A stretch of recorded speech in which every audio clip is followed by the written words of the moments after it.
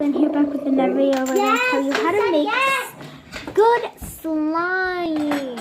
Yeah, awesome, right? How to make your slime better. There is no parts.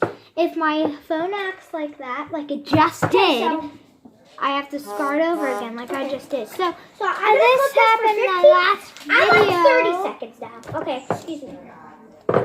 Did you video me cooking it for 30 seconds? Oh, no, I got it.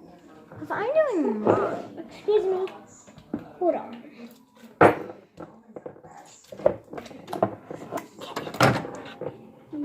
You're going to put microwave. Yes. And remember, if you, okay, so you don't have to remember it all. You just gotta, so if you have 1 cup of slime, not like 1 cup, measuring cup, just like one like glass. Just fill a glass, like fill a cup with slime, like a drinking glass. And if you have 1 of those, if you have 1, set it for 15 seconds. And microwave. If you have 2, for 30 seconds. Plus 15 plus 15. And then, yeah. Mine's full. Mine's full too.